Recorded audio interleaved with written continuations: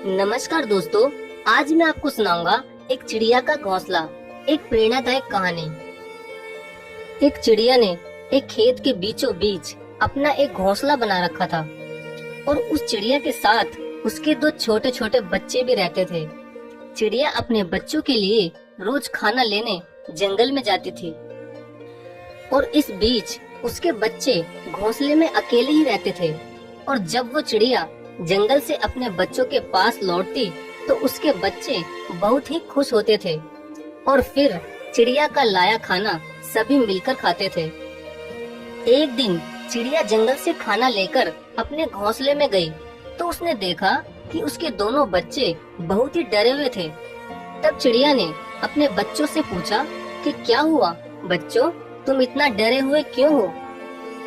तो चिड़िया के बच्चों ने कहा कि आज खेत का मालिक आया था और वो किसी से ये कह रहा था कि फसल पूरी तरह से पक चुकी है और कल वो अपने बेटों से कहकर फसल को कटवाएगा। ऐसा होगा तो हमारा तो घोंसला ही टूट जाएगा माँ, फिर हम कहाँ रहेंगे? तब उसकी माँ चिड़िया बोली, बच्चों तुम चिंता मत करो, कल खेत नहीं कटेगा। और अगले दिन सच में खेत की कटाई नहीं हुई और चिड़िया के बच्चे बेफिक्र हो गए। लेकिन एक हफ्ते के बाद चिड़िया के बच्चे फिर से उनकी माँ को बहुत डरे हुए मिले और घबराते हुए अपनी माँ से बोले कि माँ, आज फिर किसान किसी से यह कह रहा था कि वो कुछ मजदूरों से कल खेत की फसल को कटवाएगा।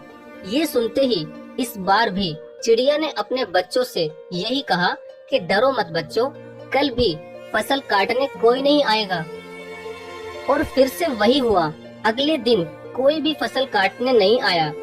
अब 10-12 दिनों के बाद चिड़िया के बच्चों ने फिर से अपनी माँ से कहा कि माँ, आज भी किसान आया था और वो ये कह रहा था कि फसल कटाई में बहुत देरी हो चुकी है और कल वह खुद ही फसल काटेगा।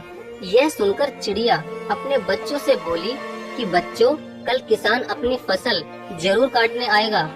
ये कहकर चिड़िया अपने बच्चों को एक सुरक्षित घोंसले में ले गई और अगले दिन सचमुच किसान अपनी फसल काटने आया था।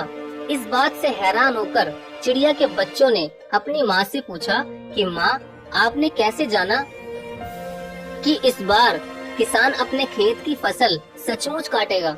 तब चिड़िया अपने बच्चों से कहती है कि बच्चों, जब तक कोई भी अपने काम के लिए दूसरों पर निर्भर रहता है तब तक वो काम पूरा होना बड़ा ही मुश्किल होता है, लेकिन जब उस काम को वो खुद पूरा करने की ठान लेता है तो उस काम को पूरा होने से कोई भी नहीं रोक सकता।